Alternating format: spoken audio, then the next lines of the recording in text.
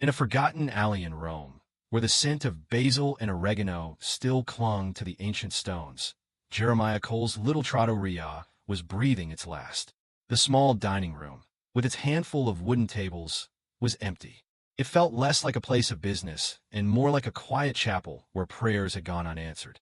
Jeremiah, an American who had poured his life savings and his soul into this dream, stood behind the counter. His shoulders were heavy, not just from a long day, but from the weight of a dream that was dying. In his hand, he held an official notice, the paper crinkled from being opened and folded a dozen times. The final words, printed in cold, unforgiving letters, swam before his eyes. Eviction. It was over. All the years of hard work, of feeding neighbors on credit, of giving warm meals to those who had nothing, it had all led to this. A deep sigh escaped his lips, a sound of profound defeat that was swallowed by the silence of the room. Just then a low, respectful purr of engines drifted in from the street, a sound entirely out of place in this quiet corner of the city. Jeremiah looked up, his brow furrowed. Through the front window, he saw a sight that made him blink in disbelief. A small motorcade of dark, polished cars had come to a silent stop right outside his door. Neighbors peeked from their windows, their whispers buzzing like startled bees. This was a street for bakers and plumbers, not for the powerful people who rode in such cars. Then, the door of the lead car opened. A man in a simple dark suit stepped out, followed by another. They moved with a quiet efficiency, their eyes scanning the surroundings. And then, from the car, another figure emerged. He moved slowly, leaning on a simple cane. He wore not a suit, but a simple white cassock. A gasp rippled through the onlookers. Even from a distance, the figure was unmistakable. It was Pope Leo XIV. He looked weary, the immense weight of his office etched into the lines on his face. He said something softly to his aides, who nodded and stepped back, giving him space. The Pope simply wanted to walk for a moment, to feel the city's cobblestones beneath his feet, away from the hallowed halls of the Vatican. But before we dive in, tell me where you're watching us from.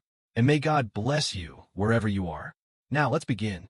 Pope Leo XIV walked slowly, his cane tapping a gentle rhythm on the cobblestones. He breathed in the evening air of Rome, not the air of grand basilicas and formal audiences, but the air of the people.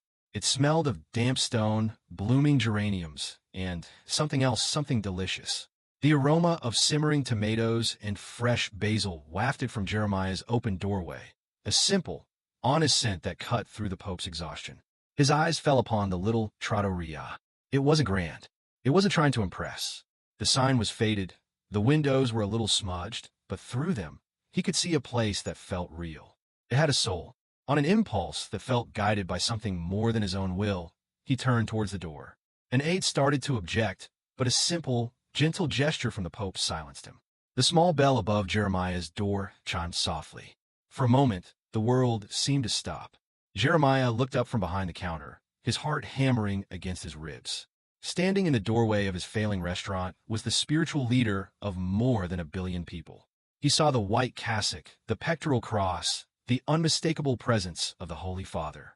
But then, in the dim light of the trattoria, Jeremiah saw something else. He saw past the holy vestments and the immense title. He saw an old man, his face etched with a profound weariness, his shoulders stooped, as if carrying an invisible, unbearable weight. In that instant, his shock dissolved, replaced by a wave of pure, simple compassion. This was not a pontiff to be feared, but a weary traveler who needed rest. With a grace that came straight from his heart, Jeremiah stepped out from behind the counter. He didn't bow deeply or make a grand show of reverence. He simply inclined his head with genuine respect and said, his voice soft but clear, "Holy Father, you are welcome here." He gestured toward a small table in the corner, the one whose vinyl seat was the least cracked. "Please sit. Rest for a while." He didn't ask why the Pope was there. He didn't ask for a blessing. He just offered a moment of peace and a quiet place to sit, as he would have for any soul who walked through his door. Jeremiah moved with a quiet purpose. His hands, which had been trembling moments before, were now steady. He went not to his ledger books or the stack of unpaid bills, but to the small kitchen in the back. There wasn't much left. A few vegetables, a heel of bread, and the last of a soup he had simmered for hours. It was humble food, but it was all he had, and he prepared it with the care of sacrament. He poured the steaming soup into his best bowl, the one without any chips, and placed the bread beside it on a clean plate. He brought the meal to the table himself, setting it gently before Pope Leo XIV. "It is not much, Holy Father," Jeremiah said, his voice low and full of apology, "but it is warm, and it is made with a good heart." The Pope looked down at the simple meal, then up at Jeremiah, and a faint, gentle smile touched his lips. He simply nodded and picked up a spoon. As the Pope ate in contemplative silence, the small trattoria seemed to transform. It was no longer a place of failure, but a sanctuary. When he had finished every last drop, one of his aides, a man with a serious face, approached Jeremiah. The aide discreetly pulled out a fine leather wallet, his movements crisp and professional. "Thank you for your hospitality," the man said formally. "What is the cost for the meal?" Jeremiah looked at the outstretched hand, at the money being offered, and he felt a strength rise within him that he didn't know he possessed. He gently shook his head. Then, looking past the aide to the Holy Father, he spoke with a clarity that silenced the room. "There is no cost," he said, his voice unwavering. "Holy Father, to feed the shepherd of your flock is not a business transaction. It is a blessing. In my home, you are a guest, and there is no price for such an honor." The aide looked taken aback, unsure how to proceed. He glanced at the Pope, awaiting instruction. Jeremiah simply stood his ground, his refusal not an act of pride, but an act of profound faith. He had nothing left to his name. He was hours away from losing everything he had ever worked for. And yet, in that moment, he refused the one thing that might have helped. Pope Leo XIV had heard Jeremiah's quiet refusal. He raised a hand, and his aide stepped back at once. The Pope's eyes, which had seemed so weary, now held a new light. A deep, penetrating gaze that seemed to look right through Jeremiah, past the worn apron and the tired face, and into the very depths of his soul. He saw the eviction notice on the counter. He saw the emptiness of the shelves, and he saw the unshakable resolve in the man standing before him. The Pope leaned forward slightly, his voice a quiet murmur that was more powerful than any shout. "My son," he began, the words resonating with a gentle authority, "the signs of struggle are plain to see in this place. I see the burden you carry. Tell me, why do you refuse help when you yourself are so clearly in need of it?" Jeremiah took a slow breath, the question hanging in the air between them. He didn't have a complicated answer. He only had the simple truth that lived in his heart. "Holy Father," he said, his voice thick with emotion but steady as a rock, "everything I have, from the roof over my head to the skill in my hands, is a gift from God. When I feed someone, when I give what I have, it is my way of saying thank you. It is my prayer. To accept money for a moment like this, it would feel like charging for a prayer. It would feel like selling a piece of the very faith that keeps me standing." A profound silence filled the small room. In that moment, the Pope was not a ruler or a statesman. He was a priest, listening to a confession of the purest faith he had witnessed in a very long time. He saw that Jeremiah's generosity wasn't a choice, but the very essence of his being. The Pope nodded slowly, a deep understanding passing between them. He rose from the table, his movements slow and deliberate. He walked to Jeremiah and placed a hand on his shoulder. The touch was light, but it carried the weight of a powerful blessing. "The world has much to learn from a heart like yours, Jeremiah Cole," the Pope said softly. "Do not ever believe that your prayers go unheard." And with that, he turned and walked out of the door, his entourage following in silence. The motorcade pulled away as quietly as it had arrived, leaving the street empty once more. Jeremiah stood alone in his trattoria, the warmth of the Pope's hand still lingering on his shoulder. He was left with the profound honor of the visit and the crushing reality of his impending failure. The honor of the Pope's visit was a warm ember in Jeremiah's heart, but it could not heat his small, cold room above the trattoria that night. He slept little, and when the morning sun streamed through his window, it felt not like a new beginning, but like the final, harsh spotlight on his failure. The day had come. He dressed slowly, his movements heavy with a quiet resignation. He did not even bother to open the restaurant. There was nothing left to cook. Right on time, a sharp, authoritative knock rattled the door. Jeremiah descended the stairs and opened it to find Signore Rossi, his landlord, standing there with a smug, triumphant smile. Behind him stood two uniformed officers, their faces impassive. "Good morning, Jeremiah," Rossi said, his voice dripping with false sympathy. "I trust you are ready to vacate the premises." He stepped inside, his eyes scanning the empty room with satisfaction. Then his smile widened into a sneer. "I heard you had a very important visitor last night," he said, his voice loud enough for the officers to hear. "The Pope himself. What an honor. Perhaps you should have asked him to pay your rent for you. A man of his means could have settled your little debt without even noticing." The landlord chuckled, a cruel, grating sound in the silent room. Jeremiah did not answer. There was no anger in him, only a vast, weary sorrow. Arguing was pointless.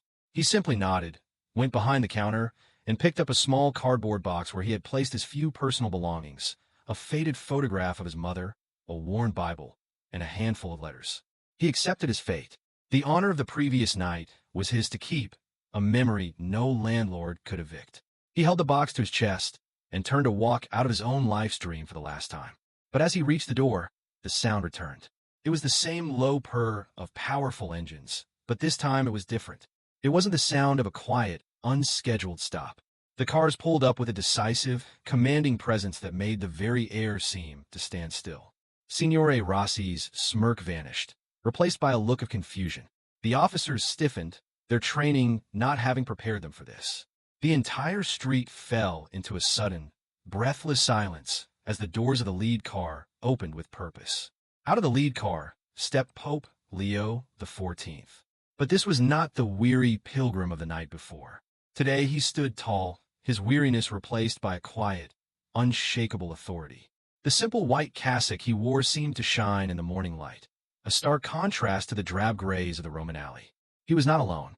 At his side was a man in a sharply tailored suit, whose face was calm, but whose eyes carried the unmistakable sharpness of a man who managed immense fortunes.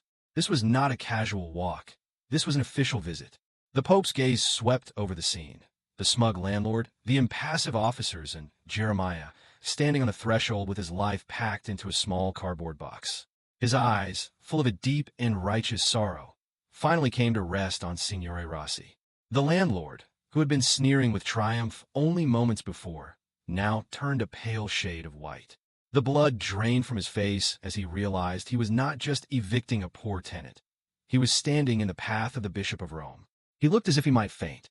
Pope Leo XIV walked forward, his cane tapping a slow, deliberate rhythm on the cobblestones. Each step echoed with 1,000 years of church history. He stopped directly in front of Signore Rossi and the officers. His presence was so immense, so powerful in its stillness, that no one dared to speak. The landlord seemed to shrink, unable to meet the Pope's steady gaze. Ignoring the landlord completely, the Pope turned to Jeremiah. A look of profound warmth and compassion softened his features. He reached out and placed a hand on Jeremiah's arm, a gesture of both comfort and command, stopping him from taking another step out the door. "My son," the Pope said, his voice clear and resonant, echoing in the silent street. "Last night, you gave me sustenance when I was weary. You show me the true heart of charity. The Church does not abandon those who live by the faith they profess." He then turned his gaze back to the stunned group, his eyes now holding a glint of steel. And it does not stand by while a good man is thrown into the street. With his hand still resting on Jeremiah's arm, Pope Leo XIV turned his gaze to the small crowd that had gathered. His voice, though not raised, filled the narrow street, each word landing with the weight of absolute authority. "I came to this street last night seeking a moment of peace," he announced, his eyes sweeping over the faces of the onlookers, lingering for a moment on the pale, sweating face of Signore Rossi. "Instead, I found a living sermon. I found a man who, with every earthly reason to despair, chose instead to give." He gestured to the man in the tailored suit who had arrived with him. "This gentleman is from the administration of the patrimony of the Holy See. As of this moment, the Vatican will assume ownership of this building." A collective gasp went through the crowd. Signore Rossi's knees looked as though they might buckle. The Pope continued, his voice softening as he looked back at Jeremiah. "Any and all debts held against Jeremiah Cole are hereby forgiven. An act of pure charity is not a liability to be punished. It is a treasure to be honored." Then he delivered the true purpose of his visit, a vision born from a simple bowl of soup. "This trattoria will not be closed," he declared. "On the contrary, it will be reborn. It will become the very first of our new pontifical kitchens, a foundation dedicated to feeding the hungry of Rome, not with scraps, but with the same dignity Jeremiah showed to me." a place where every soul who enters is a guest of honor. The crowd murmured in awe. The two officers looked at each other, their official duty now completely overshadowed by a display of divine intervention. The Pope saved his final, most powerful proclamation for last. He looked directly at Jeremiah, whose eyes were now brimming with tears. And the director of this new mission, chosen personally by me, will be Jeremiah Cole. For he has proven that a heart filled with grace is more valuable than all the gold in the vaults of the Vatican. The Pope's words settled over the small alley like a benediction. Signore Rossi, the landlord who had stood so tall with pride just moments before, now seemed to crumble.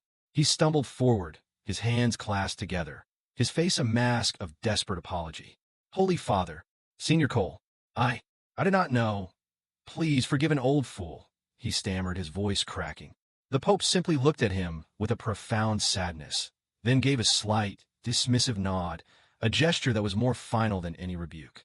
The neighbors who had gathered to watch a man's downfall now stood in stunned silence, their faces reflecting a mixture of awe and shame. One by one, they approached Jeremiah, not with gossip, but with offers of help, their hearts moved by the miracle they had just witnessed. Jeremiah himself stood frozen, the cardboard box of his belongings still clutched in his hands. Tears streamed freely down his cheeks, washing away the months of fear and exhaustion. He looked at the Pope, at the kind eyes that had seen his true worth, and tried to speak. The words caught in his throat, and all he could manage was a choked, whispered, "Thank you." Pope Leo XIV smiled, a warm, paternal expression that seemed to light up the entire street. He placed his hand on Jeremiah's shoulder once more. "No, my son," he said, his voice gentle. "It is God we thank. You, Jeremiah, simply listened when he spoke to your heart." In the weeks that followed, the little trattoria was not just saved, it was resurrected.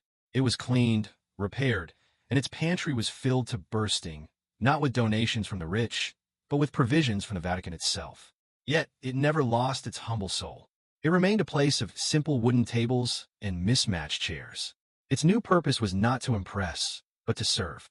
Jeremiah Cole, the man who was nearly homeless, now stood at the heart of a beacon of hope that shone brightly in Rome. Every day, a line would form outside his door, a line of the city's forgotten, all welcomed and fed with dignity. But another line formed as well, a line of volunteers, their hearts ignited by his story. The pontifical kitchen became a place where the hungry were fed, and where those who had lost their way could find their purpose again in serving others. Jeremiah remained the same humble man, his hands still covered in flour, his heart still open to every soul who walked through his door. He learned that true faith isn't about waiting for a miracle to descend from the heavens. It is about choosing to be a miracle for someone else, right where you stand, with nothing more than a bowl of soup and a kind word. His simple act of charity, an offering made in his darkest hour, had been multiplied, feeding not just one weary traveler, but an entire city, proving that a single act of selfless love can indeed change the world.